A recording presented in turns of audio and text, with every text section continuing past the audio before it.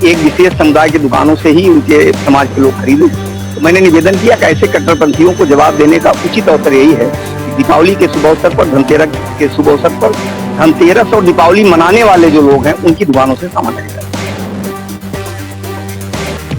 अपना त्योहार अपनों से व्यवहार, विश्व हिंदू परिषद का सभी से आग्रह है कि इस दीपावली के पर्व पर जो भी खरीदी करें वो खरीदी उन समाज के बंधुओं से, छोटे व्यापारियों से करें जो आपके खरीदी से उनकी दीपावली मने। विश्व हिंदू परिषद का जो बयान है कि दिवाली के अवसर पर हिंदू दुकानदारों से ही सिर्फ खरीदारी की जानी चाहिए, बहुत ही शर्मनाक है और देश को, समाज को बांटने वाला है, नफरत फैलाने वाला है, जहर घोलने वाला है और ये कहीं ना कहीं हेट स्पीच की कैटेगरी में आता है। इसके ऊपर सरकार को तुरंत कार्रवाई करना चाहिए। जिसने ये बयान दिया है उस पर एफआईआर दर्ज की जानी चाहिए। कि उनके एजेंडे में है क्या हिंदू मुसलमान नफरत का एजेंडा, मंदिर मस्जिद भजन कीर्तन आसान, लव जिहाद, हिजाब, नकाब, मदरसा, फिल्में, मज़ारे, यूसीसी, हलाल प्रोटेक्ट, थूक फूक, यही उनके हथियार हैं।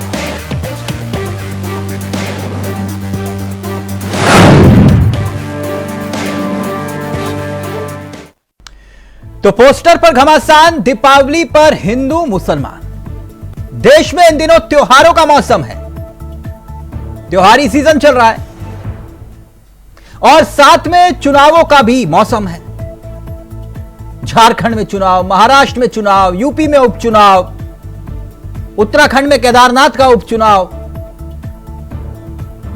ऐसे उत्सव में दोहरे मौके पर सियासत हो रही है, यानी दोहरी सियासत।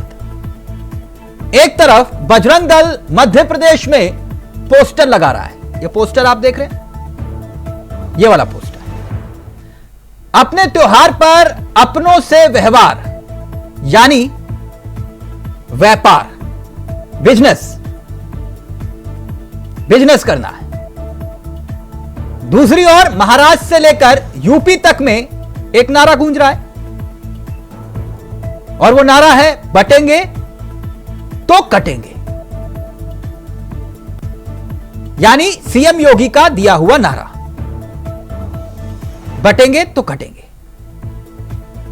और ना बटेंगे ना कटेंगे जैसे पोस्टर की पॉलिटिक्स हो रही है, ये पॉलिटिक्स की है सपा के पोस्टर में भी। सपा ने क्या कहा पोस्टर में? ना बटेंगे ना कटेंगे, यानी हर तरफ पोस्टर की सियासत हो रही है। दोनों तस्वीरें बताती हैं कि चाहे खुशी दीपावली जैसे त्योहार की हो, चाहे चुनावी जश्न की, लोकतंत्र के पर्व की, सियासत का व्यवहार बदलता नहीं है, वही रहता है। और अब यही व्यवहार मध्य प्रदेश के भोपाल से लेकर देवास तक में नजर आ रहा है। वही चरित्र यूपी से महाराष्ट्र तक नजर आ रहा है। वोट के लिए नेताओं की बयानबाजी, पोस्टरबाजी लगातार जारी है। वैसे बीजेपी को लगता है कि हरियाणा की कामयाबी के पीछे सीएम योगी का वो चुनावी मंत्र भी है, जिसका फायदा यूपी के उपचुनाव से लेकर महाराष्ट्र विधानसभा चुनाव में भी मिल सकता है। इसलिए यह नारा भी गूंज रहा है, बटेंगे तो कटेंगे। दूसरी ओर विपक्ष को आशंका है कि बीजेपी का यह चुनावी मंत्र उनके संविधान, आरक्षण और जाति गिनती वाले दांव पर भारी पड़ सकता है। इसलिए दोनों ओर से घनघोर बयानबाजी हो रही है, बयानों के तीर छोड़े जा रहे हैं। देश में दीपावली की खरीदारी की भीड़ है, रौनक है। बजरंग दल उसी मौके पर दीपावली की खरीदारी को लेकर एक विशेष संदेश देता है, जिसका पोस्टर आपके सामने है। भोपाल, मध्य प्रदेश से लेकर देवास तक की सड़कों पर बड़े बड़े होर्डिंग्स लग जाते हैं। अब इसी को लेकर एक सियासत भी हो रही है, क्योंकि यूपी के पूर्व बीजेपी सांसद हरीश द्विवेदी के पोस्ट से पता चलता है कि सियासत का मिजाज क्या चल रहा है। अब हरीश द्विवेदी क्या कह रहे हैं? वो कह रहे हैं कि मुसलमान समाज के लोग मुस्लिम त्योहार पर हिंदू भाइयों की दुकान का बायकॉट करते हैं, तो क्यों ना हम सनातनी अभी इस त्योहार पर धनतेरस की खरीदारी विशेष समुदाय के लोगों की दुकानों से ना करके सनातनी और दीपावली के त्योहार को मनाने वाले भाइयों की दुकानों से कोई भी वस्तु खरीदे। कट्टरपंथी समाज के लोगों एक प्लानिंग के तहत हिंदू की दुकानों का बायकॉट करते हैं, तो फिर क्यों ना हिंदू समाज भी इन कट्टरपंथियों की दुकानों से खरीदारी ना करके इनका विरोध करे। फिर वो आगे कहते हैं कि दीपावली के त्योहार को मनाने वाले और हिंदू देवी देवताओं को मानने वाले लोग इस बार धनतेरस की खरीदारी सिर्फ और सिर्फ सनातनी भाइयों की दुकानों से ही करें। यानी यह सियासत अलग दिशा में जाती हुई दिखाई दे रही है। बात शुरू हुई बटेंगे तो कटेंगे से, और अब बात आ गई आर्थिक बहिष्कार तक पर। आज इसी मुद्दे पर करेंगे चर्चा। हमारे साथ जुड़ेंगे मेहमान, लेकिन पहले कुछ बयान और फिर सीधा रुख करेंगे अपने मेहमानों की तरफ। नहीं, बात मुस्लिम के बाइकाट की नहीं है, बात कट्टरपंथियों को जवाब देने की है। मैंने केवल ये निवेदन किया कि ऐसे कट्टरपंथी जो लगातार बरसों से इस प्रकार का अभियान चला रहे हैं कि एक विशेष समुदाय की दुकानों से ही उनके समाज के लोग खरीदें, तो मैंने निवेदन किया कि ऐसे कट्टरपंथियों को जवाब देने का उचित अवसर यही है कि दीपावली के शुभ अवसर पर, धनतेरस के शुभ अवसर पर धनतेरस और दीपावली मनाने वाले जो लोग हैं उनकी दुकानों से सामान खरीदा जाए। अपना त्योहार अपनों से व्यवहार विश्व हिंदू परिषद का सभी से आग्रह है कि इस दीपावली के पर्व पर जो भी खरीदी करें वो खरीदी उन समाज के बंधुओं से, छोटे व्यापारियों से करें जो आपके खरीदी से उनकी दीपावली विश्व हिंदू परिषद का जो बयान है कि दिवाली के अवसर पर हिंदू दुकानदारों से ही सिर्फ खरीदारी की जानी चाहिए, बहुत ही शर्मनाक है और देश को, समाज को बांटने वाला है,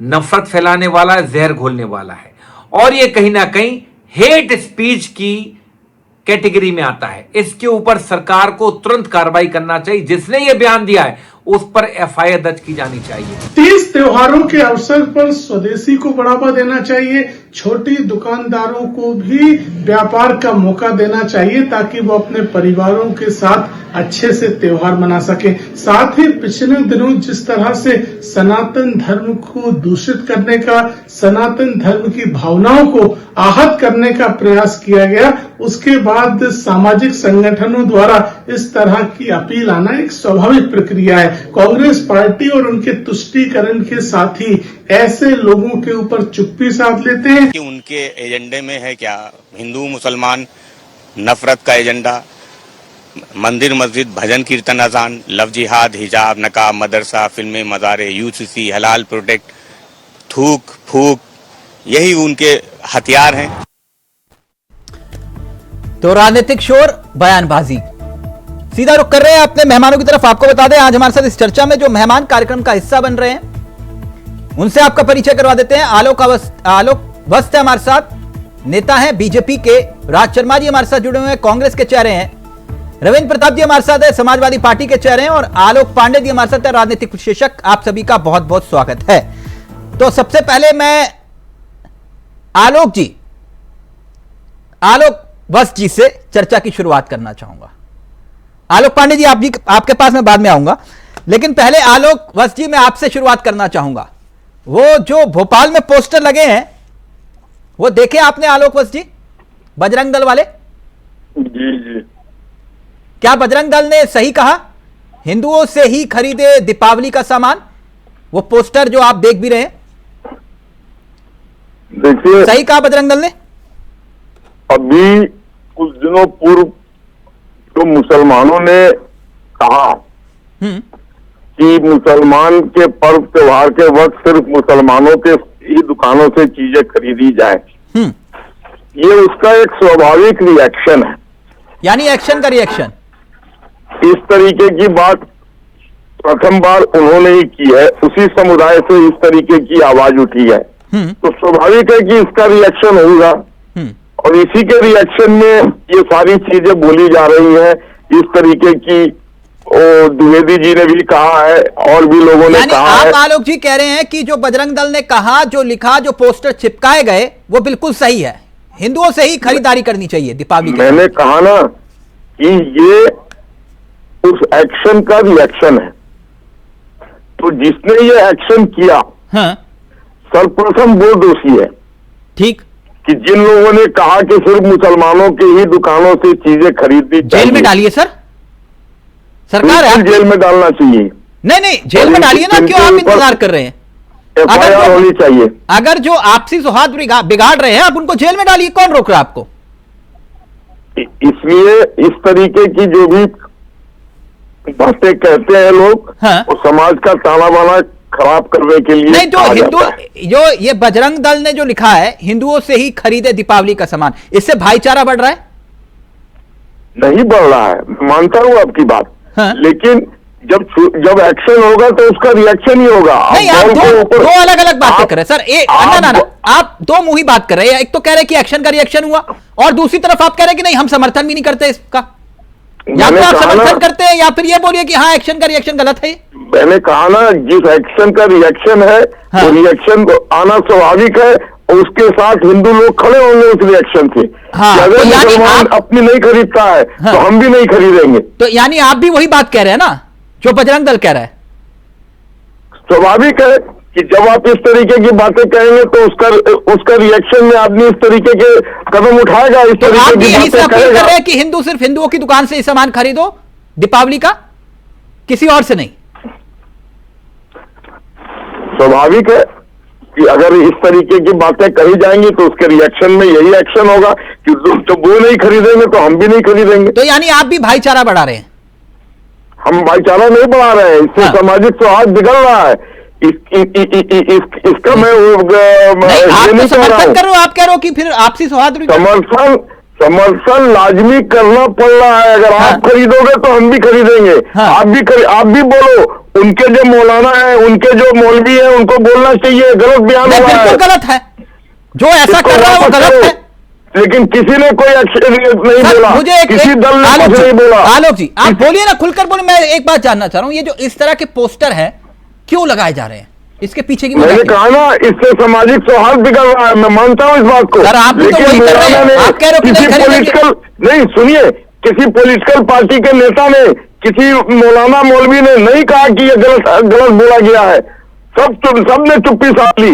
उसके बाद जब ये रिएक्शन आया है तो इस पर डिबेट और डिस्कशन हो रही है कि हाँ जी, इन्होंने क्यों कहा ऐसा, क्यों ऐसे पोस्टर लगाए हैं। आलोक जी, एक बात बताइए, इस तरह के पोस्टर क्यों लगाए जा रहे हैं? मैं इतना जानना चाह रहा हूं, वजह क्या है? इस तरह के पोस्टर, फिर आपको चौथी बार बोल रहा हूं, उस एक्शन का रिएक्शन है। आप समर्थन करते हैं? मैं आपसे फिर वही सवाल पूछ रहा हूं।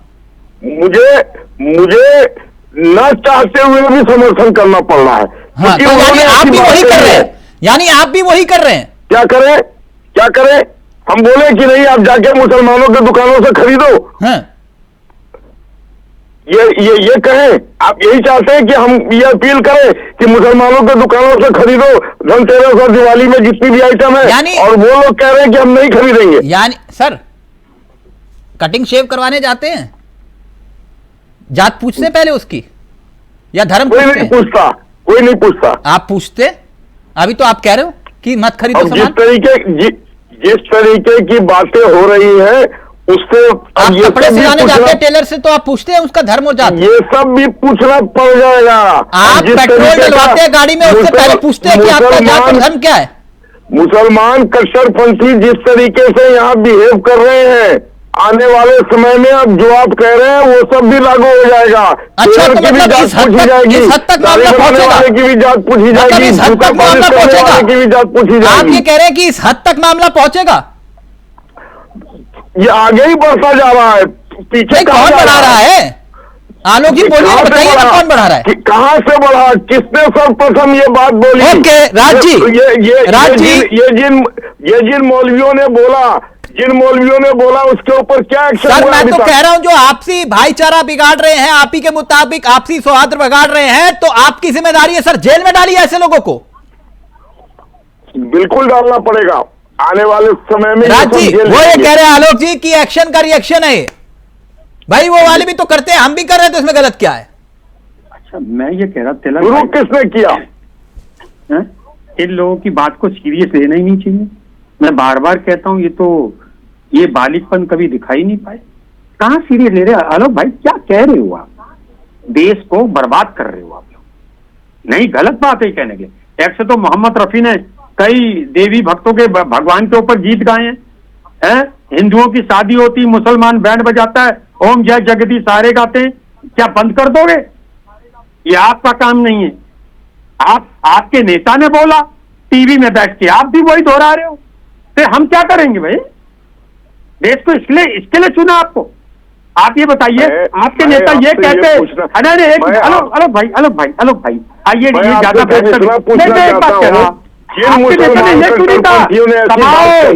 रोजगार पाओ, अपनी बात वापस लेने की फिर दिवाली बनाओ। क्यों नहीं कहा? आप लोग गजब की। आलोक भाई क्या करोगे आप लोग? आप तो खत्म कर दोगे देश के बच्चों को। ये सिखा रहे हो आप नफरत के बीच? ऐसा बोलना चाहिए एक पूर्व सांसद को। विश्व हिंदू परिषद दाढ़ी, मतलब आपका जो मन हो कह दो। दाढ़ी बनानी है सुलेमान से बना लो, क्योंकि आपको दाढ़ी सेट चाहिए ना, मुझे सही से सेट चाहिए ना, तो मुसलमान से कटा लो। और अगर मर रहा होगा आपका कोई व्यक्ति, मुझे इस बात का जवाब दे देना। अगर कोई हिंदू आप जैसा नेता मर रहा होगा और उसी ब्लड की जरूरत होगी और वहां मुसलमान व्यक्ति खड़ा होगा, हिम्मत जुटाओ कि कह दो कि खून नहीं लूंगा। बताओ, कह सकते हो आप? नहीं कहोगे, नहीं कहोगे। देखो आलोक भाई, जो सच है सच है।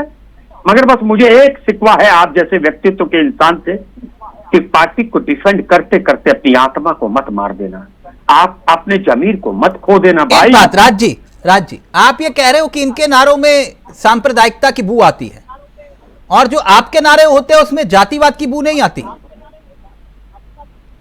पीडीए जातिवाद ना, जातिवाद तो है ही। जातिवाद तो मुझे लग रहा है 1947 से तो जाति से बांटना देश को जोड़ना है। उसको बढ़ावा कौन दे रहा है आज की डेट में? जातिवाद को बढ़ावा कौन दे रहा है? जातिगत में कौन बांट रहा है समाज को? मुझे तो बहुत बुरा लगता है जब मेरे देश का आदरणीय प्रधानमंत्री, मुझे एक चीज बता देना, कभी प्रधानमंत्री जी ने ब्राह्मण पंडित का नाम लिया एक भाषण में? आलोक भाई आपको छूट है भाई, आज जब आपने छेड़ दी ना बात, मैं मेरा जमीर नहीं गिरने दूंगा अपना। मुझे बड़ा दुख लगता है जब मेरे देश का प्रधानमंत्री ब्राह्मण पंडित बनिया का नाम नहीं लेते। क्यों नहीं लेते बता दो, बस इतना सा बता दो। आज बड़े सौहार्दपूर्ण में होगी। बताओ लोग बस साहब, नहीं करोगे। आप लेते हो? मुद्दे की बात है। आप नाम लेते हो? मैंने 20 बार कहा, मुझे ब्राह्मण है, मुसलमान सबका वोट चाहिए। मेरे लिए जाति, मैंने 20 बार कहा चलो भाई, मैं ब्राह्मण हूँ, अपने घर पे हूँ, जब घर से बाहर निकलता हूँ तो फिर ब्राह्मण नहीं, देश का एक प्रोडक्टिव सिटीजन हूँ। मेरी जात या बख्शी की जात या यादव जी की जात या पांडे जी की ब्राह्मण होने के नाते अपने घर में जात है। जब घर से हम पॉलिटिकल लोग निकल जाते हैं, जाति एक मिनट आलोक पांडे जी, एक मिनट आलोक पांडे जी, ये बांट कौन रहा है और ये काट कौन रहा है? ये कौन सी सियासत हो रही है? पोस्टर चिपकाए जा रहे हैं और आलोक वस्ती कह रहे हैं बिल्कुल सही है, एक्शन का रिएक्शन है। सब बांट रहे हैं, कोई जाति में तो कोई धर्म में, सबको अपने अपने राजनीतिक हित देखना है। हमें तो राहुल गांधी को बयान आते हैं, अब क्या बताओ, अगले सालों का तो मिश्रा जी, अच्छा तुम मीडिया सच्ची जाति बताते हो, तो जब जाति में बांट रहे हो, यानी एक बॉडी के बड़े टुकड़े किए तो बुरा, और एक बॉडी को 400 भागों में काटा जाए तो अच्छा। दोनों गलत है। इस देश को धर्म में बांटना ये खेल बुरा है, एक बार जल चुके हैं हम, और इस देश को जात में बांटना ये भी खेल बहुत बुरा। नहीं, ये आलोक पांडे जी, एक मिनट। यानी कुल मिलाकर बात यह है कि बटोगे कटोगे नारा जो बीजेपी की तरफ से या फिर योगी आदित्यनाथ की तरफ से दिया गया, वो नारा सियासी लिहाज से हिट हो गया। बिल्कुल यही कह रहे हो आप? बिल्कुल, मैं तो वो पहले दिन से कह रहा हूं कि जो बीजेपी कहती थी 4 दिन के पहले कि मेरे पास मंडल भी है और कमंडल भी है, उसमें छल हुआ। और विपक्ष ने जातिवाद खेला दबा के, और उसको राजनीतिक लाभ मिला। अब भारतीय जनता पार्टी को लगा कि इसकी पीडीए की काट है, ये पीडीए की काट, ये मैं 10वीं बार ले रहा हूं। और हरियाणा में इसका असर दिखाई दिया, हरियाणा में दिखाई दिया, और आप महाराष्ट्र में भी देखेंगे पीडीए की काट की है। कटोगे तो कटोगे, और बांग्लादेश हो गया। बांग्लादेश के बाद वो भय हिंदुओं के अंदर है कि जो बांग्लादेश में हिंदुओं के साथ हुआ है वो भारत में भी हो सकता है। और उसमें जो बीच बीच में सीने के आते कि 2045 तक हम इस्लामिक राष्ट्र बना देंगे, और फिर उसके लेकिन राज्य कह रहे हैं इसमें सांप्रदायिकता की बू आ रही है। जो ये नारा है बटेंगे तो कटेंगे, तो क्या है, इसमें जातिता की बू नहीं आती। देखिए रहो, एक आदमी के 2 टुकड़े करो, ये सांप्रदायिकता होगी। एक आदमी के 6000 टुकड़े करो, ये जातिवाद हो गया। तो 6000 टुकड़े करने वाला सही। राज जी रिएक्ट करना चाहिए। राज जी जल्दी से, फिर रविंद्र जी आ रहा हूं आपके पास। बात ये नहीं पांडे जी, मैं बताना चाह रहा हूँ, इसमें यहाँ पे आज पार्टी से उठकर भी थोड़ी बात कर लो। मैं सिर्फ इतना बात कह रहा हूँ कि काश अगर ये जो विश्व हिंदू परिषद हो या भारतीय जनता पार्टी हो, ये सब एक ही है। अगर ये कहते हैं कि दिवाली मनाने से पहले हम चाहते हैं कि देश का बच्चा रोजगार पाए, खूब कमाए, फले फूले और तब त्योहार मनाए, क्या जाता है इस बात का। और दूसरी बात, अभी वक्त ही कह रहे थे, मुझे ये नहीं ध्यान किसने कहा था, किस मुस्लिम नेता ने कहा था कि मुस्लिमों की दुकान से लो, पहले ही दिन उस पर FIR कर देते। आज ये शब्द सुनने को नहीं था। मैं तो कहा था वो हिमाचल वाला मसला था, वो हिमाचल से बंद कर देता था उन्हें, क्या दिक्कत जा रही थी, बच्चा बंद कर देता। हिमाचल में तो अब मैं एक और बात बताऊंगा। आलोक जी जल्दी से प्लीज रविंद्र जी के पास जाना, बोलिए। हिमाचल में किसकी सरकार है? बीजेपी क्या हुआ? अरे हमने नहीं किया, आप कर देते। अरे आप कर देते, क्यों? आसाम में ममता जी नहीं कर रही थी, आप कर देते, संज्ञान में आपके नेता जरा की रिपोर्ट दिखाने, आपको तो मैं कहीं गिनता नहीं हूँ पांडे जी। आप लोग तो पैसे के कुछ भी बोलते, मैं पांडे जी आपको गिनता ही हूँ। पांडे जी मैं आपको गिनता ही हूँ। पांडे जी मैंने जीवन में आपको कभी सीरियस नहीं करूंगा, आप सीरियस हो, आपको कुछ हो जाता नहीं, चल लोगे बंद आप नहीं राज जी प्लीज, पर्सनल नहीं प्लीज, राज जी पर्सनल नहीं, राज जी प्लीज, मैं आपसे रिक्वेस्ट कर रहा हूं पर्सनल। आप बार आप साबित करिए आलोक जी को पैसे दिए, आप साबित करिए। मैं बता, अब बोलिए। हाँ साबित कर दिए। अच्छा एक बात बताओ, मुझे चाल से हाल से बाल का पता चलता है, चाल से हाल से बाल का पता चलता है। आप सर वो अपनी बात रख रहे हैं, हर बार आप कहते हैं कि पैसों से खरीद लिया, पैसों से खरीद लिया, इसका क्या मतलब है राज जी? ये इतना गुस्सा क्यों हो जाते हैं हमारी बात पे? ऐसा क्या वो आप पे व्यक्तिगत हमला कर रहे हैं राज जी? नहीं, मेरी बात सुनिए। नहीं प्लीज ऐसे नहीं, प्लीज आप डिबेट की मर्यादा बना के रखिए, गलत बात है राज। आप विश्लेषक हो, आप विश्लेषण करो, बायस नहीं। आप कैसे डिसाइड करते हैं कि हम फैक्चुअली इनकरेक्ट है, आप बताइए। अच्छा पहले मैं बता रहा ना, मेरी बात भी तो सुन लीजिए आप। और आप ये तो पहली बात नहीं कर रहे हैं। ममता बनर्जी जी वेस्ट बंगाल में हो जाए, भारतीय जनता पार्टी का पूरा राजतंत्र चल देता है। आप पहली बार नहीं कर रहे हैं मेरे साथ ये। अच्छा जब आपके पास लॉजिक नहीं होता तो बस पैसा खाते हो। आप इतना गुस्सा क्यों होते हो? मैं गुस्सा होता हूँ क्योंकि मेरा दमन हुआ है। अरे आप गुस्सा क्यों होते हो? हमारा दमन आप जैसे लोग, आप जैसे लोग प्लीज ऐसे नहीं, व्यक्तिगत नहीं। आलोक जी एक मिनट रविंद्र जी बहुत देर से वेट करें, मुझे कह रहे हैं नहीं, आप तो तिलक भाई का साथ। राज जी मैं सही और गलत, अगर आप किसी पे व्यक्तिगत हमले करेंगे तो वो ठीक नहीं है राज जी। मेरी बात, आप जैसे काबिल प्रवक्ता इस तरह की बातें करेंगे, वो दलील आप दलील से काटिए ना उनकी बात को। आप बार बार ये बात कह रहे हैं कि पैसों से खरीद लिया, पैसों से खरीद लिया, ऐसा नहीं होना चाहिए। मैंने देखा नहीं को आदमी कोई भी चीज देखता नहीं है, उससे चाल से। क्या पुलिस ने मर्डर होते हुए देखा होता है? मैंने आपको पैसे लेते हुए कोई देखा, मगर आपकी हरकतें बता देती हूँ। सर आपको आलोक जी की बैंक डिटेल्स चेक करनी होंगी, बाद में कर लीजिएगा प्लीज। ये डिबेट को ढील मत करिए प्लीज, बहुत इंपॉर्टेंट इशू है। प्लीज एक मिनट रविंद्र जी बहुत अच्छा बोलते हैं, सुन लीजिए सर, सुन लीजिए, आप ही के सहयोगी है, बड़े भाई हैं यूपी में। रविंद्र जी कुल मिलाकर आलोक जी, दोनों आलोक जी का यह कहना है कि जो आपका जो पीडीए है वो जाति आधारित सियासत को बढ़ावा दे रहा है, और बटेंगे कटेंगे ये संकेत और संदेश है हिंदुओं को कि एक रहेंगे तो नेक रहेंगे, फिर इसमें दिक्कत क्या है?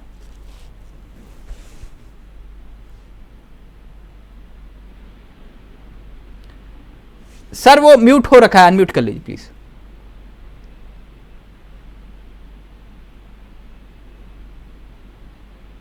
रविंद्र जी प्लीज एक बार प्ले कर दीजिए। रविंद्र जी बोलिए, आप सुन पा रहे हैं मुझे? हाँ, आपकी आवाज तो मुझे आ रही है। हाँ बिल्कुल परफेक्ट आ गई आपकी आवाज, बोलिए सर। जो आपने प्रश्न पूछा पीडीए वाला, मैं दोबारा देता हूं इसका उत्तर। अभी जो आपने प्रश्न लगाया था, जो जिस पे टॉपिक था, उसके बारे में बोलना चाहता हूं जी। एक किताब है बंच ऑफ थॉट्स, गोलवलकर जी ने लिखी थी। अगर उसको जिसने पढ़ा होगा उसको सब उत्तर मिल जाएगा, जिसके बारे में अभी 1 घंटा चर्चा होगी। मैं उसको थोड़ा सा फोकस करता हूं। ये जो कुछ हो रहा है आरएसएस के इशारे पे, भारतीय जनता पार्टी भारत के मूल धार्मिक, संवैधानिक, आर्थिक और सांस्कृतिक चरित्र को बदलना चाहती है। इस कुकृत्य में पीएम भी शामिल है, सीएम भी शामिल है, सांसद भी शामिल है, विधायक भी शामिल है, छुटभैये नेता भी शामिल है। इसी हेट स्पीच की एक कड़ी है हरीश द्विवेदी, जो भी बुरी तरीके से हारा है, बस्ती का विधायक। इसके घर पे आज के डेट में घर पे जाएगा, चाइना की लाइट लगी हुई है, पूरे घर को सजा रखा है उसने। उससे पहले उसके पास एक कमरे का घर था, अब 1.5 एकड़ में बना हुआ है। उसके ज्ञान की सीमा देख लीजिए। वो कह रहा है कि मुसलमानों के यहाँ सामान खरीदिए। वो भारत सरकार से क्यों ये रिक्वेस्ट नहीं करता कि मुसलमानों के यहाँ से आने वाली पेट्रोलियम प्रोडक्ट को लेना ही बंद कर दीजिए? तो आप भारत सरकार से अपील क्यों नहीं करता है कि दीपावली में चाइना से आने वाले पटाखे, लक्ष्मी गणेश जी के पोस्टर, मोमबत्तियां को बंद कर दीजिए? तो क्यों नहीं बता रहा है हरीश द्विवेदी कि मोदी जी की नीतियों के चलते 37 लाख छोटे कारोबारी बंद हो गए, 1 करोड़ 34 लाख लोग बेकार हो गए? कहां से बनाएंगे ये सामान? ये तो मोदी की नीतियों के कारण बर्बाद हुए। अब आप आ जाते हैं पीडीए पे। पीडीए एक सामाजिक समस्या है उत्तर प्रदेश की, सॉरी पूरे भारतवर्ष की एक सामाजिक समस्या है। उसका उल्लंघन जो संविधान की धारा 14, 21 और 22 में नहीं होता है। लेकिन जो आरएसएस अपना इवेंट चला रही है, जिसकी अंतिम कड़ी भी सुनाई पड़ा हरीश द्विवेदी, ये संविधान की धारा 14, 21, 22 का उल्लंघन करता है। अब पीडीए की बात है। पीडीए वो रविंद्र जी, आलोक वत्स जी कह रहे हैं ये एक्शन का रिएक्शन है। आपने सुना होगा अभी आलोक जी जो बात कर रहे थे। कहने वाले देखिए अपने तर्क रखने होते हैं, तो एक वो कह रहे हैं जब दूसरे वाले करते तब आप लोग जो है, आप लोग के मुंह में दही जम जाता है, तब आप नहीं कहते हो। अब दही वही के बारे में मुझे नहीं मालूम है, लेकिन मैं इतना जानता हूं कि अगर इन धाराओं का कोई उल्लंघन करता, संविधान की 14, 21, 22 हम ही करते हो, हिंदू करता हो, मुसलमान करता हो, सिख करता हो, ईसाई करता हो, सबको उठा के बंद कर देना चाहिए। तब आप क्यों नहीं बोलते? वो वही तो कह रहे हैं आलोक जी, कह रहे तब उनसे पूछिए ना विपक्ष से कि तब क्यों नहीं कहा जाता कि ईद का सामान सिर्फ मुसलमानों से खरीदो? ऐसे मुद्दे लेके आएंगे तो सबसे पहले बोलने वाले हम होंगे, बोलते हैं। ऐसा हमने तो कभी सुना नहीं इस प्रकार की बातें। अब अपनी बातें इसमें आपका डिबेट का समय नष्ट होगा। मैं पीडीए पे आ रहा हूँ। तो पीडीए वो हिंदू समाज का वह वर्ग रहा, धीरे धीरे यहाँ पर एक अभिजात वर्ग पनप गया। हाँ। सामंतवाद के नाते। ठीक।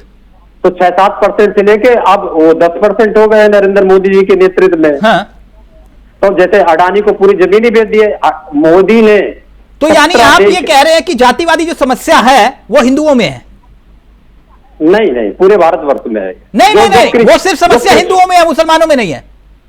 अरे आप मुसलमान की बात कर, जो क्रिश्चियंस हैं उसमें भी हैं, और जहां पर जो जिनको हम हिंदू मानते हैं, वनवासी लोग, वो अपने को हिंदू नहीं मानते, उनमें भी ये समस्या है। नहीं तो फिर जातियों में हिंदुओं को क्यों बांट रहे हो आप? अगर वो समस्या वहां पर है, मुसलमानों की समस्या, तो मुसलमानों की बात क्यों नहीं करते हो आप? नहीं, हमने कहा बांटा, इसको तो मनुस्मृति ने बांटा, फिर हमारे रविंद्र जी आप ही कह रहे हो पीडीए, तो फिर उसमें जो आप कह रहे हो पिछड़ा, दलित, अल्पसंख्यक, या अगर जो भी आप ए में जोड़ दीजिए, तो आप मुसलमानों की जातियों की बात क्यों नहीं करते हो?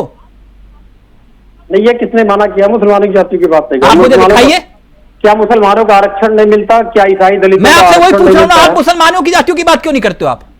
मैं कह रहा हूं, मैं गिना दूं मुसलमानों की जातियां। हाँ, मुझे गिनवाइए ना। तो आप गिनवाते क्यों नहीं है? फिर आप सिर्फ हिंदुओं को ही बांटने की बात कर रहे हैं। फिर इसका मतलब जातियों के आधार पे आप मुसलमान की जातियां बताइए, क्यों नहीं बताते आप?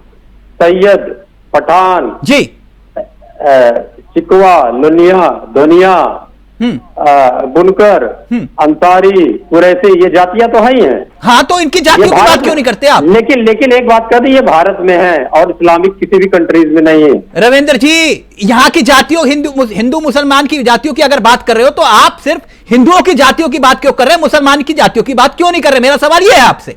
मनुस्मृति जब बनी थी तो इस्लाम नहीं था, और जब आज तो है इस्लाम। या बोल दीजिए कि वहां पे जातिवादी व्यवस्था नहीं है, मैं आपकी बात मान लूंगा क्योंकि आप पढ़े लिखे व्यक्ति हैं, मैं तभी यह सवाल पूछ रहा हूं आपसे। मैं अगली बात वही कह रहा हूं, जब हमारा संविधान बना तो उसने जो व्यवस्था की हम उसी पे बोलेंगे। वो हम हरीश द्विवेदी तो नहीं है कि संविधान से अलग हट के बोलेंगे। तो क्या संविधान इस बात की इजाजत नहीं देता आपको कि आप मुसलमान की जातियों की बात करें? नहीं, अगर मुसलमान की जातियां उसमें मेंशन होती संविधान में तो हम बोल देते हैं। या तो आज आप यहाँ पे डिबेट में छोड़ेंगे या मैं छोड़ के जाऊंगा, आप कबूल करेंगे? या आज आप एक मिनट ना एक मिनट, या तो आज सार्वजनिक रूप से मैं माफी मांगूंगा या आप?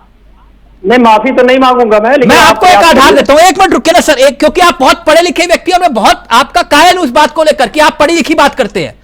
तो आपने कहा कि संविधान में जातियों का वर्णन नहीं है तो इसलिए हम मुसलमानों की जातियों की बात नहीं करेंगे, यही बात थी ना?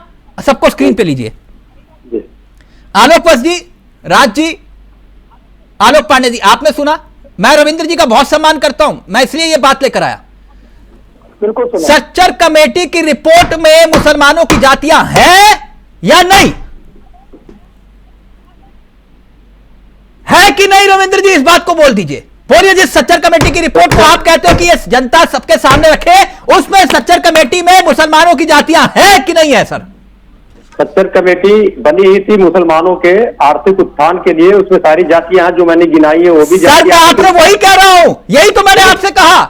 आप वही बात आलोक वत्स जी कह रहे हैं कि आप हिंदुओं को बांट रहे हो। मैं यही आपसे कह रहा हूं, सच्चर कमेटी संविधान नहीं है। सच्चर कमेटी, फिर उसको सिफारिश को लागू करने की बात क्यों करते हो आप?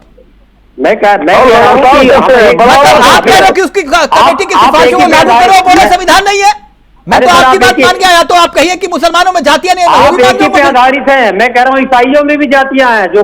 सर, आप बात घुमा गए रविंद्र जी। नहीं, आलोक वत्स जी पहले आप, फिर आलोक पांडे जी, राजी आपके पास। नहीं, आज रविंद्र जी ये मामला गड़बड़ा गया। आपने मुसलमानों की जातियों के बाद में कहा कि सच्चर कमेटी की रिपोर्ट को हम नहीं मानते, या तो बोलिए उसकी रिपोर्ट को मानते ही नहीं है, सिफारिशें नहीं लागू होनी चाहिए। नहीं, हम लोग उसके प्रबल समर्थक हैं कि इसको लागू करना। फिर आप ये देखिए सर, अभी आप मुसलमानों की जातियों को लेकर घुमा रहे थे मुझे। आलोक वत्स जी पहले आप, फिर उसके बाद आलोक पांडे जी आपके पास। घुमाने का काम नहीं करता। रविंद्र भाई ने जितनी भी सार्थक बातें थी उसको घुमा दिया। सच्चर कमेटी की रिपोर्ट को लागू करने के लिए इन्होंने बहुत हल्ला किया, बहुत हंगामा किया, बराबर लगातार उसकी बात करते रहे। और सच्चर कमेटी में एक एक अंश निकाला हुआ है, जितनी जातियां हैं मुसलमानों की उसका वर्गीकरण करके उसके बारे में सारी बातें बताई गई हैं। उस पर हिंदुओं ने कुछ नहीं बोला है, लेकिन हिंदुओं को जातियों में बांटकर ये मेजोरिटी इकट्ठा करके अल्पसंख्यकों के साथ अपनी रोटी आज तक सेकते आए हैं। पहले एमवाई समीकरण में थे, जब एमवाई समीकरण ढीला पड़ने लग गया तब इन्होंने पीडीए का गठन किया, और पीडीए का गठन शुद्ध रूप से हिंदुओं को बांटकर राजनीति करने की एक साजिश है। रविंद्र जी के विरुद्ध योगी जी ने कहा है कि बटेंगे तो कटेंगे। इसका जीता जागता उदाहरण आपके पीडीए की काटना कटेंगे तो कटेंगे। जवाब दीजिए प्लीज जल्दी से, फिर आ रहा बांग्लादेश में देखा इसका जीता जागता उदाहरण है। मतलब गोलवरकर के समर्थक जो हैं वो नहीं चाहते हैं भारत का 90% समुदाय आगे बढ़े। 90% समुदाय मतलब पीडीए, वही दर्द है इनको, क्योंकि ये सब कुछ चाहते हैं। 10% लोगों को 80 की बात क्यों कर रहे हो? मैं कह रहा हूँ 100 की बात करो ना रविंद्र जी, कौन रोक रहा है आपको? नहीं, मैं तो 100 की बात करो पूरे। नहीं, हम जो फोकस कर रहे हैं, नहीं फोकस 100 पे करो सर, क्यों रविंद्र जी सबका हम अपनी जब योजना बना लेंगे तो आपको बता देंगे। अभी हम समाज के 90% जो लोग पीडीए हैं उन्हीं पे फोकस किए हैं, उन्हीं पे फोकस नाथपंथ के मुखिया या प्रवर्तक गुरु गोरक्षनाथ जी भी ने भी किया था। आलोक वत्स जी नहीं, आप रविंद्र जी सबका साथ सबका विकास की बात कीजिए जो भारतीय जनता पार्टी करती है। बात रविंद्र जी आज कह रहे हैं कि हम पीडीए ने इन्हीं उसूलों पर देश को आगे ले जाने का काम किया है। 100 को क्यों नहीं? इतनी भी हमारी जन कल्याणकारी योजनाएं हैं उसमें किसी बटेंगे कटेंगे वाली सियासत कहते हैं इसको यही है रविंद्र जी जो आप कर रहे हैं। मैं कुछ कहना चाहता हूं मेरे कॉन्स्टिट्यूशन के नजरिए से। आर्टिकल नंबर 15 जरा पढ़ना जरूरी है। अगर आपके अंदर तो 10 सेकंड 15 सेकंड में पढ़ देता हूँ। आर्टिकल 15 का Indian constitution prohibits discrimination against citizens on the basis of religion, race, caste. तो केवल कास्ट के आधार पर नहीं, रिलीजन के आधार पर भी डिस्क्रिमिनेशन को मना करता है इंडियन कॉन्स्टिट्यूशन का आर्टिकल 15। तो इसलिए ये बातें कहा जाता है कि आर्टिकल 15 कहता है equal voter law, equal respect कर लॉ। इसलिए कहाँ है जाति? बराबर होना चाहिए। 1956 में चिल्लाता रहा है कि 1956 से कांग्रेस दोषी है जब हिंदू कोर्ट में लाती है हिंदुओं को कोडिफाइड करने के लिए, लेकिन मुस्लिम कोर्ट में नहीं रहती। नहीं तो रविंद्र जी आज सवाल से किनारा क्यों करेंगे? मैं समझ नहीं पाया। बहुत मैं किनारा नहीं कर रहा हूँ सर, मैं किनारा नहीं कर रहा हूँ। आप हमसे कहलवाना क्या चाहते हैं आप बताइए ना। हम जो नहीं, मेरे कहने से थोड़ी ना कहोगे सर। आप इतने विद्वान व्यक्ति हैं, आज आप तक आपने मैंने जो चाहा वो कहा ही नहीं, ना आपने ना राज जी ने। नहीं, उसमें जो उचित होगा वही उत्तर दूं। तो मैं आपसे वही कह रहा हूं ना सर, अगर सच्चर कमेटी ये बता रही है जिसकी सिफारिशें लागू करने की आप वकालत करते हैं, उसमें मुसलमानों की जातियां उल्लेख है, तो उसकी भी बात करिए। मैं तो बस इतना कह रहा हूं। मनुस्मृति हिंदुओं की जातियों को उल्लेख करती है, उसकी भी बात कर लीजिए। तो इसकी बात नहीं करेंगे आप? सच्चर कमेटी के हम समर्थक हैं, मनुस्मृति के समर्थक नहीं है। कितनी और जातियों की बात की जाए? अब तो इतनी भयंकर हिंदुओं की जाति हो रही है कि हिंदी आने लगी जात के टॉपिक पर चर्चा करने से। कितना करेंगे अब? मतलब संसद में से लेके हवा पार्टी से लेके पत्रकारों की जाति से लेकर के अब कितना हो गया? अभी तो मुसलमानों की जाति की बारी थोड़ा नया दिन दी तो है। अब राज जी रहेंगे, एक मिनट राज जी देखिए, आज जो मसला है वो जाति आधारित सियासत और धर्म और तुष्टीकरण की सियासत के इर्द गिर्द है, जो एक पोस्टर को लेकर बवाल शुरू हुआ। लेकिन जो बात आलोक पांडे जी कह रहे हैं उस बात से तो आप इत्तेफाक रखेंगे कि जो पीडीए आपने चोट पहुंचाई लोकसभा चुनाव में बीजेपी को 240 पे रोका, उसमें पीडीए का बहुत बड़ा योगदान रहा। अब उसकी काट के तौर पर हरियाणा में ले आए, बटेंगे तो कटेंगे, वो फॉर्मूला हिट रहा। अब आपके पास रास्ता क्या है? वो ठीक है, लेकिन मेरा तो यही मानना है कि धर्म के नाम पे डिस्क्रिमिनेशन देश में नहीं होना चाहिए। और जाति के आधार पे? जाति के आधार पे नहीं होना चाहिए। सुन लो यार आलोक भाई, कभी तो सीरियस हो जाया करो। हर वक्त बचपना अच्छा नहीं लगता। मैं हमेशा सीरियस ही रहता हूँ, आपको क्यों लगता है? भाई कहाँ रहते हो? आज से हमारा नाम, आपका नाम आलोक इंडियन, मेरा नाम राज इंडियन रखोगे? बोले निकालोगे कल से? हर समय सीरियस नहीं होते हो, बस थोड़ा सा मजाक। सीरियस मैटर है, ये सीरियस है आलोक भाई, समझो। मैं ये कह रहा हूँ कि धर्म के नाम पे या जाति के नाम पे अगर मेरे कोई व्यक्तिगत विचार होंगे तो मैं एक ही बात को कहूंगा कि नहीं होना चाहिए, बिल्कुल नहीं होना चाहिए। हमारे लोगों की गलती, हम सुन लो थोड़ा, इधर लुक एट मी, थोड़ा ये तो हम लोग भूल जाते हैं हम अपनी ना जमीर और आत्मा की आवाज को भूल जाते हैं। ये सबसे बड़े गलत बात है। हम इतना आलोक पांडे जी, आप इतना विरोध करते करते ये भूल जाते हो कि मैं भी इसी देश का नागरिक हूं, है ना? मैं तैयार हूं, मैं सही कह रहा हूं। जातिवाद और धर्म ये देश को ले डूब रहा है। आपको भी एहसास है? मैं हर वक्त आपका विरोध करूं वैसे नहीं, तो आपका सम्मान करता हूं।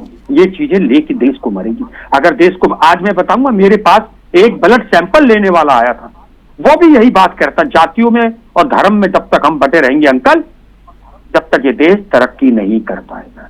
अरे हमें ये धर्म की बात करके, जाति की बात करने से पहले अगर रोजगार की बात कर ले, अपने स्वास्थ्य सुविधा की बात कर ले, तो कटेंगे। अरे सुन तो ले यार, फिर सीरियस नहीं रह रहे हो। एक और बताओ भाई, हेलो भाई, आप बालिग हो तो नाबालिग वाली बातें क्यों करते हो? आप उन लोगों का समर्थन कर रहे हो जो 2014 से पहले पैदा होना पाप समझते थे, इसलिए मैं आपको नाबालिगों की तरह ट्रीट करने लगा। मैं उम्मीद करता हूँ आप बालिग हो जाओ। उम्र 60 साल के हो जाओ, 50 के हो जाओ, बालिगपन उसका नहीं माना जाएगा। आपकी बात तो फिर बोलने तो दोगे नहीं दोगे, आप ही बोल लो। इतना नहीं मिलेगा कभी जीवन में। भारतीय जनता पार्टी आपको कोई चीज नहीं देगी। अरे फिर देगा तो जमीर देगा आपका, देगा तो आपकी आत्मा की आवाज देगी। आप नहीं समझ रहे, हेलो भाई, समझा करो। कुछ पाने के लिए नहीं। आप एक बार कहो चालो, हम आप मेरी तरफ कहो, आपको आपके जमीन की कसम, आपको आपकी आत्मा की कसम, आप एक बार कहो, धर्म और जाति का इस देश को मिटा रहा है, कहो इस देश में हम माइनॉरिटी का हो जाए, इसके लिए मैं काम करती हूँ।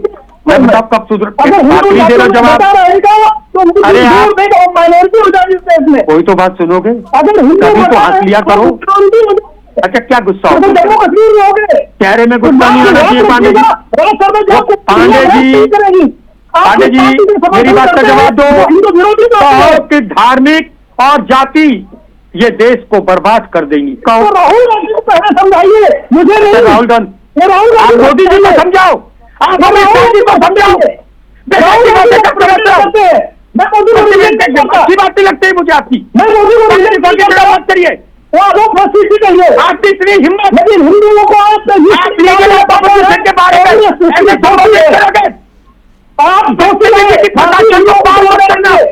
एक मिनट, आलोक वत्स जी, क्या एक बात कर रहे हैं? एक मिनट राज जी, प्लीज एक मिनट। आलोक वत्स जी, मुझे एक बात बताइए, एक मिनट। आलोक वत्स जी, मेरी आवाज आ रही है सर आपको? आ रही है, आ रही है। दीपावली की खरीदारी हिंदू दुकानदारों से ही की जाए, जो ये पोस्टर आपने कहा कि हाँ मैं भी इसका समर्थन करता हूं, लबो लबाब यही था आपकी बात का।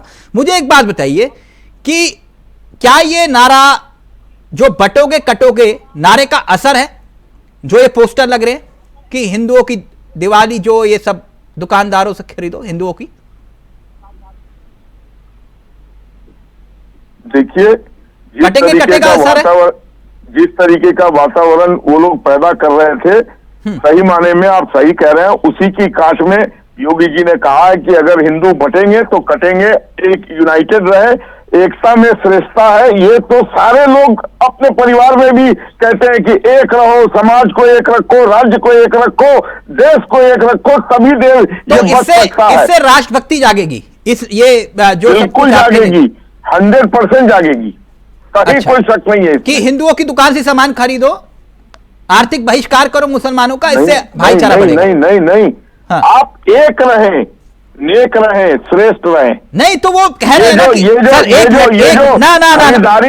ये जो खरीदने और बेचने की बात है, आपके नेता है हरीश द्विवेदी, ये खरीदने और बेचने की बात जी जो हिमाचल में उन्होंने कहा, उसके रिएक्शन में लोग बोल रहे हैं। अगर वो नहीं बोलते ऐसा और उनकी बातों की यानी एक व्यक्ति विशेष के पीछे आप पूरे भाईचारे को, आपसी सौहार्द को बिगाड़ने की बात पे तैयार हो जाते हो। किसी एक, अगर आप ही के मुताबिक किसी अगर एक बेवकूफ ने अगर ये बात कह दी तो आप उसके पीछे पड़ जाते हैं। आलोक वत्स जी, मुझे एक बात बताइए, आप ही के नेता ना हरीश द्विवेदी जी?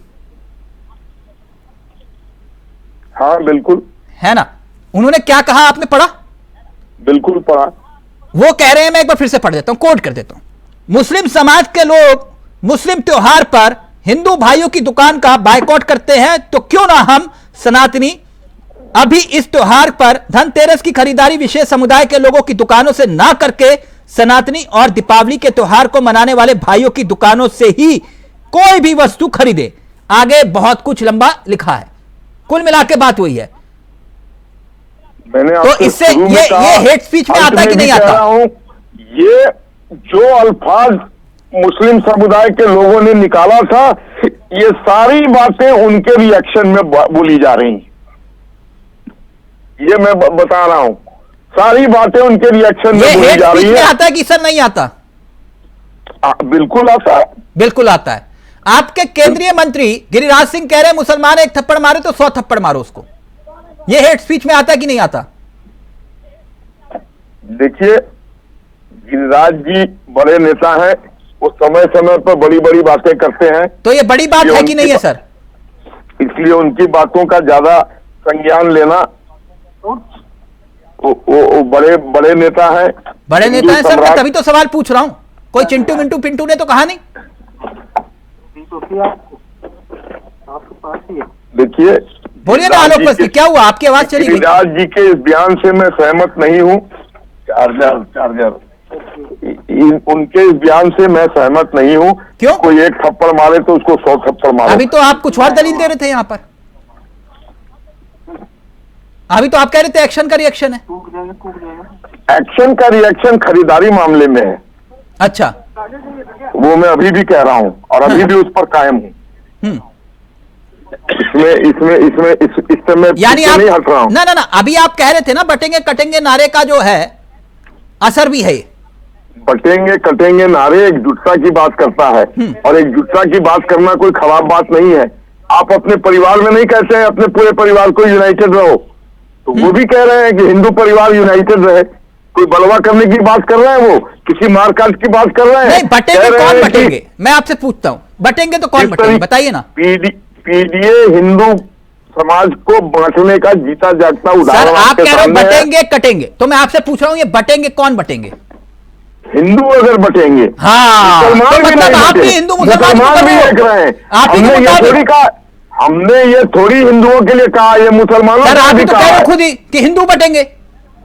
मैंने कहा ना, हिंदू तो बट रहे हैं, बांटा जा रहा है। तो कौन मुसलमानों का वर्गीकरण नहीं होता है। मुसलमानों में जातिगत नहीं पूछी जाती है। किसी पार्टी ने मुसलमानों का वर्गीकरण नहीं किया है। सर ये पीडीए नारे से डर गए क्या आप? पीडीए नारे से क्यों डरेंगे? अगर डरते तो हम हरियाणा जीत जाते। ऐसी बात नहीं है। हम राष्ट्रवादी लोग हैं, राष्ट्र को आगे बढ़ाने की कवायद करते हैं। अच्छा, तो इससे राष्ट्रवादी सोच आती है। बिल्कुल, एकजुटता में श्रेष्ठता है। तो हिंदू अलग कर दो, मुसलमान कर दो, तो मुसलमानों के बिना राष्ट्रवादी सोच, तो फिर वो अब्दुल कलाम कहां से लाओगे?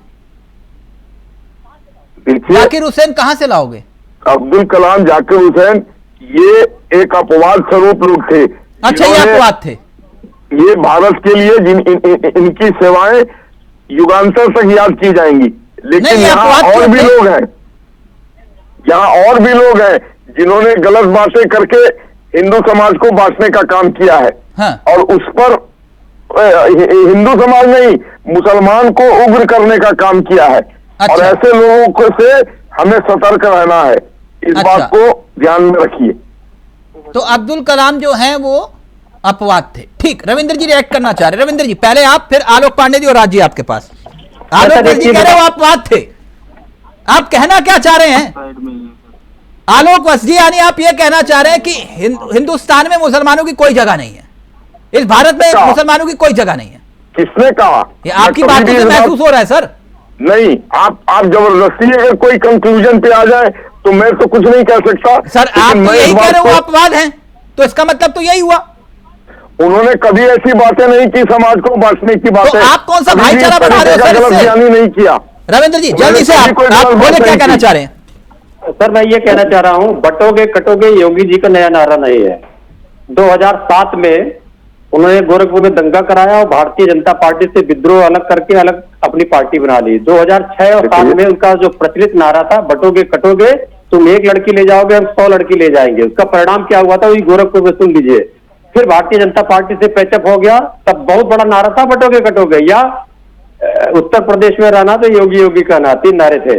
अब हुआ क्या, उसके बाद जब भारतीय जनता पार्टी से पैचअप हो गया, 11 सीटें मिली, रामकोला, कंपियरगंज, मेदावल और डुमरियागंज, इसमें 3 जगह उनके प्रत्याशियों की जमानत जब्त हो गई थी। जबकि उस समय योगी जी का ग्राफ बटोगे कटोगे। रविंद्र जी जो इनके नेता जो कहते हैं बोटी बोटी वाला, वो सुना है आपने? सुना है, बहुत गलत है। बोटी बोटी अगर आप तो वो नहीं सुनाई देता आपको? निंदा जब देश के प्रधानमंत्री के लिए अगर कोई कहता है बोटी बोटी, तब आपको नहीं सुनाई देता? आपके सामने निंदा कर रहा हूँ। निंदा बस? मैं बटोगे कटो की बात कर रहा हूँ। हाँ, तो वो उसी का ही असर है जिसकी बात आलोक वस जी कर रहे थे कि भाई वो दूसरा पक्ष भी तो देखिए ना आप, और वहां पे आप गजनी बन जाते हैं।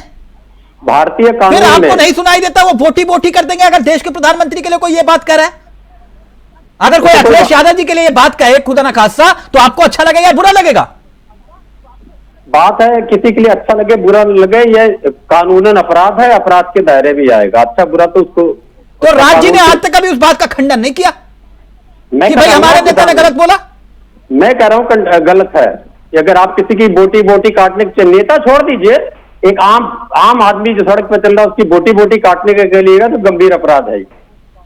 मतलब देश के प्रधानमंत्री के लिए आप मर्यादाओं की सीमाओं को लाद देते हैं। वो एक व्यक्ति विशेष से आप जोड़ देते हैं। अब मर्यादा की सीमा जब प्रधानमंत्री अपनी नहीं रखता है, जब मंगलसूत्र तक पहुंच जाता है, तो उसके मर्यादा की बात क्या करिएगा। इसको मैं दोनों चीज से जोड़ नहीं रहा हूं, लेकिन मैं मानता हूं नरेंद्र मोदी जैसा प्रजातांत्रिक देश में कोई प्रधानमंत्री नहीं हुआ जिसको मर्यादा ही ना पता हो, किसी चीज की मर्यादा नहीं पता।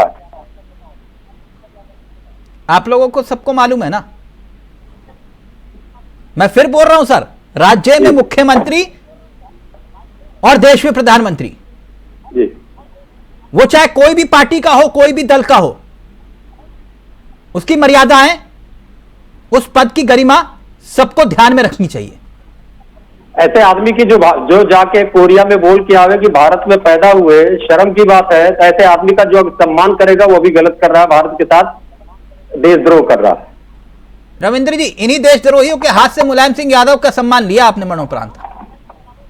अच्छा कर दिया, दे दिया, आसान कर दिया उन्होंने, वो उनका सम्मान नहीं होगा। सम्मान मतलब भारत देश और के उन्हीं को द्वारा देश के प्रधानमंत्री दोबारा बनाने के लिए सदन में वही आशीर्वाद दे रहे थे। तो तब नहीं कहा था उन्होंने। भारत के देश का, भारत देश जितने ये चीजें बनी हुई हैं, जितने भी गिफ्ट बने हुए हैं, जितनी उपाधियां बनी हुई हैं, नरेंद्र मोदी ने नहीं बनाई हैं, वो भारत के संविधान की है जो बनाए। मैं फिर कह रहा हूं, कोई व्यक्ति अगर 3 बार चुनकर उसी जनता ने उनको अगर प्रधानमंत्री बनाया, आप लाख विरोध कर लीजिए, उससे क्या हासिल होगा बताइए ना रविंद्र जी। हिटलर भी लगातार रहा, मुसोलिनी भी लगातार रहा, तोजो भी लगातार रहा, आज उसका इतिहास से क्यों? ठीक है सर, दलील देते रहिए, कोई दिक्कत नहीं। ओके आलोक जी फाइनल कमेंट, और राज्य फिर आ रहा हूं आपके पास फाइनल कमेंट लेने। आलोक जी, यानी कुल हम लोग राष्ट्रभक्त लोग हैं, देश को आगे बढ़ाने की कवायद में है, जनता के आशीर्वाद से तीसरी आलोक बस जी आपका फ्रेम फ्रीज है, 1 मिनट। आलोक पांडे जी पहले आप, फिर जल्दी से आप जी। सर आपका कोई प्रश्न? प्रश्न मेरा यही है कि अब देश की सियासत किस दिशा में जाती हुई दिखाई दे रही है? एक नारे के इर्द गिर्द पूरी देश की सियासत पिछले 2 महीने से घूम रही है। नहीं, एक नारे का ये रिएक्शन है, पिछले का रिएक्शन में बार बार कह रहा हूं, जातिवाद में अगर आप तोड़ोगे तो भारतीय जनता पार्टी लेट हो गई ये करने में, उसे और पहले करना चाहिए। अच्छा, आप एक तरफ से आग जलाओ और दूसरी तरफ से कहो कि आप पानी डालते रहो, ये ठीक नहीं है। आप आग गिराना बंद करिए, दूसरी तरफ से भी आग बंद हो जाएगी। ये की सारी जिम्मेदारी एक ही धर्म, एक ही समुदाय के लोगों की है, ये नहीं चलेगा। राज जी वो ये कह रहे हैं आग लगाना बंद करिए, आग बुझ जाएगी। नहीं तिलक भाई, इन्होंने जो सवाल, इन्होंने जो जवाब दिया, जो बोला, जो बयान दे रहे थे, इसके लिए जितनी सजा उनको जो प्रधानमंत्री के लिए कहते हैं और जो प्रधानमंत्री की बीवी के लिए कहते हैं, प्रधान और लीडर ऑफ अपोजिशन के लिए कहते हैं सजा होनी चाहिए, उतनी ही आलोक पांडे जी की होनी चाहिए। ये घी डाल रहे हैं जली हुई आग में, आपस में ये धर्म और जाति के नाम पे लड़ाने वाली आग को ये छिपे हुए हाथों से अपनी जेब में घी लेके घूम रहे और बारूद लेके घूम रहे। मैं ऐसे व्यक्ति को कड़ी से कड़ी सजा दिलाने की अपील करता हूं। आप गलत हो आलोक पांडे जी, आप जेब में घी लेके चलते हो, धर्म के नाम पे, जाति के नाम पे लड़ाने वाले को जो आग लगा चुके होते हैं, आप उसमें घी डाल देते हो और आगे निकल जाते हो। आज हमें देश को बर्बाद करने के लिए जो शख्सियत काम कर रही है वो आलोक पांडे जी के रूप में जानकारी हो गई। और मैं भाई आपसे भी निवेदन करता हूँ, आपसे भी करता हूँ और तिलक भाई आपसे भी करता हूँ, इनके खिलाफ कड़ी से कड़ी सजा के लिए रिपोर्ट लिखाई जाए। बिल्कुल लिखिए, लिखाई इसको आप दिखाऊंगा। एक मिनट आलोक बस जी रहेंगे, फाइनल कमेंट आलोक जी का रहेगा। इंसान को भड़काते आप हो। व्यक्तिगत हो रहे हैं राज जी, हर बात पे व्यक्तिगत हो भाई। आलोक बस जी का ऑडियो रहेगा जिसका मुखौटा है, देखिए। अच्छा ठीक है, वो आरएसएस का, बीजेपी का मुखौटा, जनता को तय करने दीजिए ना राज जी। एक मिनट आलोक बस जी सवाल ले लीजिए, मेरा सवाल ले लीजिए सर। हम बोलिए। लव जिहाद, लैंड जिहाद, वो थूक जिहाद, फूक जिहाद और मछली मंगलसूत्र, व्हाट नेक्स्ट? अब आगे क्या? आगे एकता में श्रेष्ठता है, सारे लोग एकजुट होकर रहे। नहीं, कभी बेरोजगारी पर, रोजगार पर चर्चा होगी, उस पर बिल्कुल लगातार कवायद हो रही है, महंगाई पर चर्चा होगी लगातार। अभी हमने हाल में ही हरियाणा में 26,000 नौकरियां दी, लगातार नौकरियां निकल रही है। नौकरी दे रहे हो तो फिर वो बेरोजगारों की संख्या कहां है? मैंने कहा ना, उस पर 60 साल का कोड कांग्रेस का इतनी जल्दी नहीं धुल पाएगा। मुद्दे पे बात होगी कि नहीं? हम लेके आगे चल रहे हैं देश में मुद्दे पे बात होगी कि नहीं? भारत का एक सुनहरा भविष्य है, रोजगारों की बौछार होने वाली है। आप बिल्कुल निश्चिंत रहिए और लोगों को एकजुट करके आगे ले चलना, ये हमारी मान्यता है। उससे एक बात कही, कह रहे कि देश का सबसे बड़ा एक मुद्दा है, उस पर कोई चर्चा नहीं करता। मैंने बोला कौन सा? बोले सब वो हिंदू मुसलमान और ये सब जिहाद पे चर्चा करते हो। मैंने पूछा कौन सा मुद्दा? बोले साहब मैं टैक्सी ड्राइवर हूं, मेरी आधी कमाई टोल में चली जाती है, मेरी आधी कमाई टोल में चली जाती है। सबका साथ, सबका विकास, सबका विश्वास। आलोक वत्स जी, ये हैं देश के मुद्दे, इस पर लगातार हम काम कर रहे हैं। तभी तो टोल, देश को पांचवी सबसे बड़ी अर्थव्यवस्था में खड़ी कर दिया है, तो ये आसान काम नहीं है। और तीसरी सबसे बड़ी अर्थव्यवस्था। सोचिएगा सर, सोचिएगा आलोक जी, ये बहुत गंभीर विषय है। Thank you so much Ravindra ji, आपका, राज जी आपका, आलोक जी आपका और आलोक वत्स जी आपका भी बहुत बहुत शुक्रिया। नमस्कार, जय हिंद, जय भारत।